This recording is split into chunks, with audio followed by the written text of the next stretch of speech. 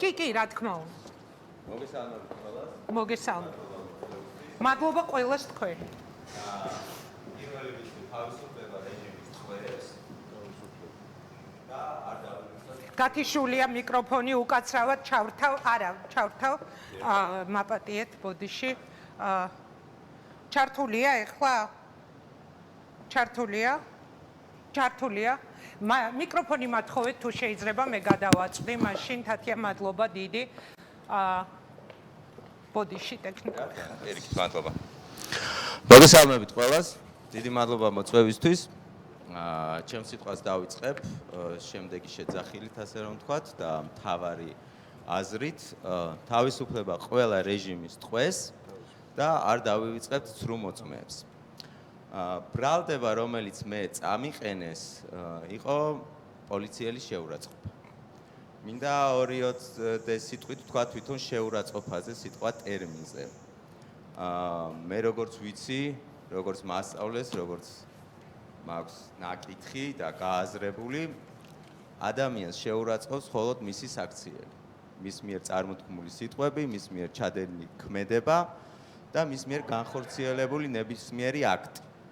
სხვა ადამიანს მეორე ადამიანის შეურაცხყოფა არ შეუძლია. თითოეული ცრუ მოწმე, თითოეული ის თვითაღიარებული საჯარო მოხელე, რომელიც ჩადის არაკეთის ინდისიერ საქმეს, თვითონვე შეურაცხყოფს საკუთარ თავს. რაც შეეხება უშუალოდ ჩემს დაკავებას, მე ვიყავი ორ პროცესზე,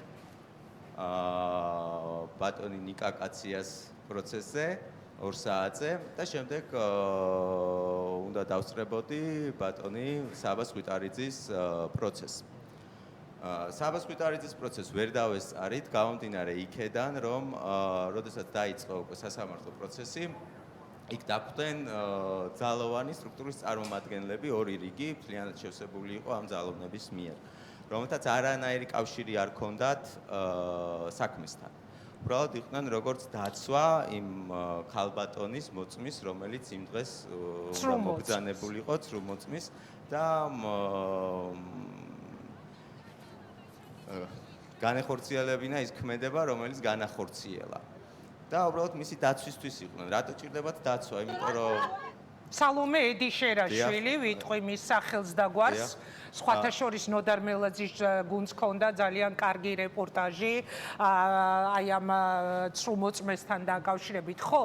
აი რატომ სჭირდება დაცვებით სიარული? იმიტომ რომ არ ჩადიან კარგ საქმეს, ეშინიათ და თვითონ ადამიანმა იცის, რომ როდესაც არა მართლზომიერ საქმეს აკეთებს, როდესაც ევალება პირიქით სამართლის აღსრულება, ევალება კეთილს ინდისიერება და აკეთებს სრულიად საწინააღმდეგოს, თავს გზნობს დაუცველად. არც ერთი მართალი ადამიანი თავს დაუცველად არ გზნობს, იმიტომ რომ სიმართლეზე დიდი ძალა არ არსებობს. ვინაიდან არ ვიყავი პროცესზე, რაღაც ნაწილი ვიმყოფებოდი დარბაზში, იმ პატარა ნაწილით, სადაც შუშა არის დარბაზის იქედან ვადევნებდი თვალყურს და შემდეგ ძირითადი ნაწილი ვიმყოფებოდი გარეთ. ეს ქალბატონი რო გამოგზანდა, მაშინაც ვიმყოფებოდი გარეთ. შუა ნაწილში, ანუ კადრებში ძალიან კარგად ჩანს კიბეებიდან რო ჩამოდიხარ სასამართლოდან. იქ ვდგავარ და როდესაც ეს ქალბატონი გამოვიდა, მას აცილებდნენ შესაბამისი შეძახილებით. ერთი სიტყვა მინდა ვთქვა ასევე ამ შეძახილებზე, მონა შეძახილი, რომელიც თურმე არის შეურაცხყოფა და ადამიანის აზრის გამოხატვის თავისუფლებაში არ ჯდება. წაგვართვეს ისეთი სიტყვები, როგორც არის თავისუფლება, ისეთი სიტყვები, როგორც არის მშვიდობა, რომელიც კატეგორიულ წინააღმდეგობაში არის იმ მნიშვნელობასთან, რა მნიშვნელობაც ამ სიტყვებს აქვს. მე საერთოდ სიტყვა მონა არ მიხსენებია. როდესაც ეს ქალბატონი გამოგზავნა და კარგად ხედავთ კადრში, მე ამოვიღე ჩემი პირადი ტელეფონი და ვიღებდი ამ პროცესს, რომ შემდეგ გამეზიარებინა მეგობრებისთვის და ასევე დავმედა სოციალურ ქსელში. ერთადერთი შეძახილი, რომელიც ჩემი მხრიდან იყო და რომელსაც ყოველ დღე ვციტირებთ სხვა შეძახილებთან და მთავარ აზრთან ერთად იყო არ დავივიწყებთ ცრუ მოწმეს. მხოლოდ და მხოლოდ ეს. კაცი კარგად ჩანს, რომ მე მშვიდობიანად გავარიქ, ერთ-ერთი ეს შეძახილი გავაკეთე და უკნიდან სამი სამართალდამცავი მოდის და პირველი ცდილობს ჩემი ტელეფონის წართმევას და მე უკვე ჩემს დაკავებას. მე მქონდა ადამიანური რეფლექსი, წინააღმდეგობა არაფერზე არ გამიწევია, უბრალოდ როდესაც სრულიად უსაფუძვლოდ სამი პიროვნება ზურგიდან მოდის და ცდილობს ჩემს შეკავებას, იმის გამო რომ არანაირი საფუძველი მე მათთვის არ მიმიცია, იყო ჩემთვის უჩვეულო.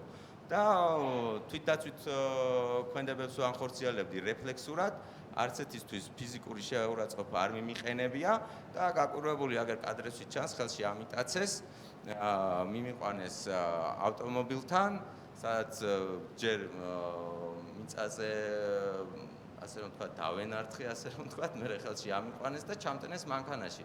მანქანაში ჩატენვისას თავი მივარტყი უკანა კარების შიდა ჩარჩოს და სხეულზე აღნიშნება რამოდენიმე სისხლს ჩაქცევა. თავარი რა არის ახლა აქ? დღეს სასამართლოზე მე დამაჯარიმეს უწყინარი 4000 ლარით, როგორც ქალბატონი წილოსანი ბრძანებს.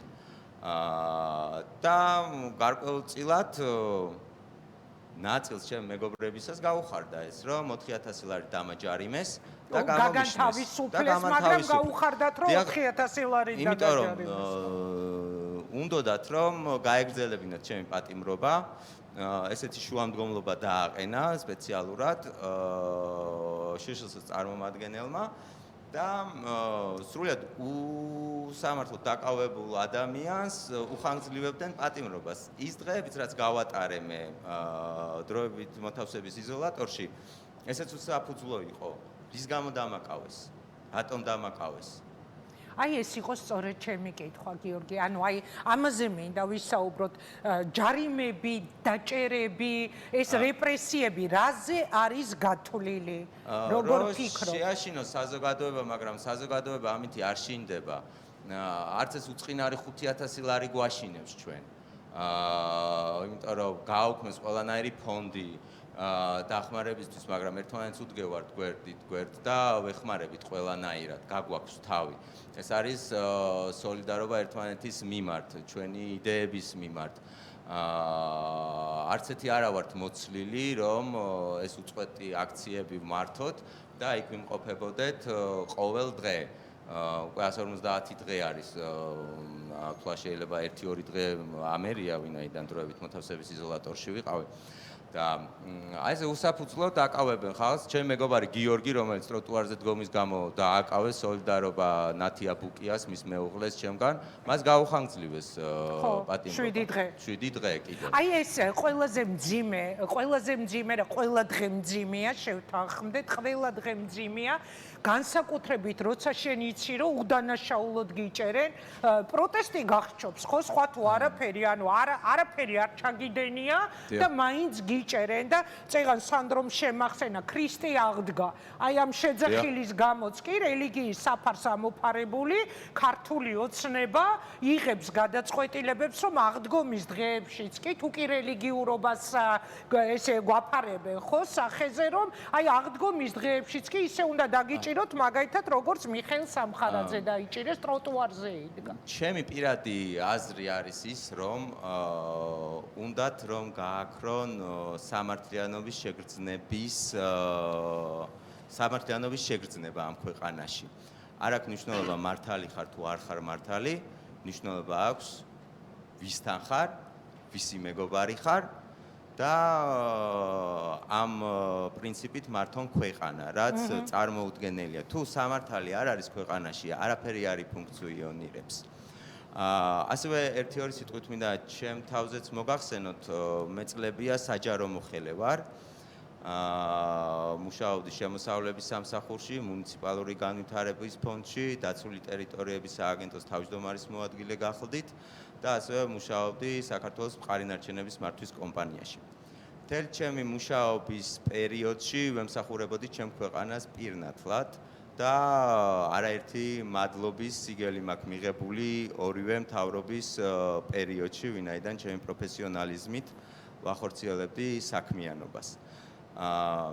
რაც დღეს ხდება, ჩვენ მოკავშირე ქვეყნებთან, ევროპასთან, ამერიკის შეერთებულ შტატებთან, იმ დახმარებასთან, იმ ფინანსურ დახმარებასთან დაკავშირებით, ასევე იმ ცნობიერების ამაღლების, სტაჟირებების, ტრენინგების დახმარებასთან დაკავშირებით, ამის ყველაფრის უგულებელყოფა, ნიშნის მოგებით ტონით საუბარი ამ თვითაღიარებული მთავრობის მიერ არის ყოველად დაუშვებელი.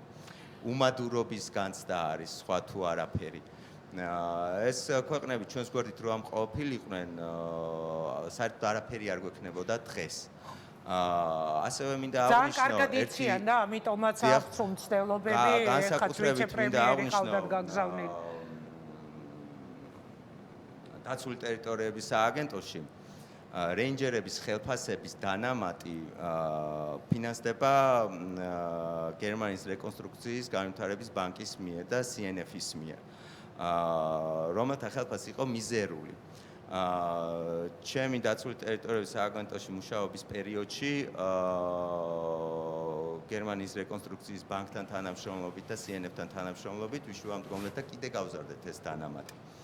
და ერთ-ერთ გამოსვლაზე მე მგონი ბატონმა ღარიბაშვილმა ახსენა, რომ არანაირი დაფინანსება და დანამატი აღარ უნდა იყოს საჯარო მოხელეებისთვის და ძალიან მაინტერესებს რა თანხით აპირებენ ამ ხელფასის დანამატების შევსებას, რომ გათანაბრებული იყოს იმ საარსებო მინიმუმთან, რომელიც ჭირდებათ თითოეულ რეინჯერს, თითოეულ საჯარო მოხელეს, რომელიც ასრულებს თავის სამსახურეობრივ მოვალეობას, რომ თავისი ოჯახი არჩინოს. ანუ ჩვენ ასევე მივდივართ გაღარიბებისაკენ, რაც არ უნდა პროფესიონალი იყო, რაც არ უნდა ღირსეულად ემსახურო შენს ქვეყანას, არ გექნება ის შემოსავალი, რომლითაც ღირსეულად იცხოვრებ ამ ქვეყანაში იმ ინფლაციასთან დაკავშირებით, რაც დღეს საქართველოში მიმდინარეობს და ეს არის სრული კატასტროფა. მადლობა გიორგი.